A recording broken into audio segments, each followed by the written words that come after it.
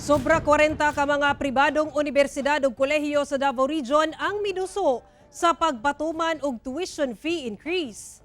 Ang detalye sa report ni Argel Relator live. Argel. Sara sa mong ihap, 30 niini ang anaa sa Davao City. Sumala pa, pipila sa mga rason mo ang pagsaka sa inflation kung asa ni sakasab ang presyo sa mga materyales ug serbisyo, lakip na ang suhulan sa mga empleyado sa mga kolehiyo. Todo kayod sa trabaho ang inahan nga si Maribel nga empleyado sa Davao Centro. Sanglit duha niya ka mga anak ang pulos ng eskwela sa pribadong kolehiyo sa Davao City. Para sa ako, duha akong estudyante, college. Akong sweldo, tungaon jud na ako sa ilahan duha para alam akong gamay akong mabayar na lang sa eskwelahan. Makaya man, pero lisod pa jud kay napay pamasahe baon. Nadugangan ang kabalaka ni Maribel, human ubay-ubay ka mga pribadong universidad o kolehiyo sa Davao Region ang miduso og usbaw sa tuition fee. Sumala sa CHED 11, 43 ka private higher education institutions sa Davao Region ang nag-request nga magpatuman og tuition fee increase alang sa academic year 2024-2025.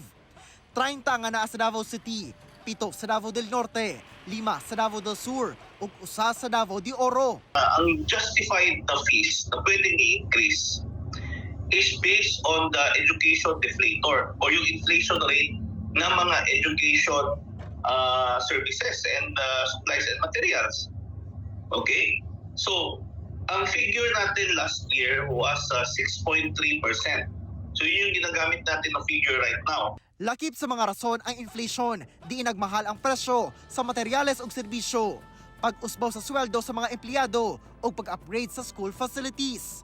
Sumala sa Commission on Higher Education nga muagi sa makuting evaluation process ang tanang aplikasyon alang sa tuition fee increase. Busa, posibleng dunay mga private higher education institutions nga dili maaprubahan labi na og dili motuman sa mga rekisito sa kinahanglan sa ahensya. 70% sa tuition fee increase ang kinahanglang ialokar sa usbaw sa sweldo sa mga teaching and non-teaching personnel. 20% alang sa physical improvement sa pasilidad o 10% alang sa ilang return of investment. Before CHED admitted them, they should have gone through the process of consultation already, yung public consultation, because that's really the first requirement of CHED. Sara, luyo sa planong pagpasaka sa tuition fee sa mga private HEIs, samtang sa mga public nga mga kolehiyo magpabiling libre ang tuition, sanglit no ginapatuman gihapon ang universal access to quality tertiary education. Sara.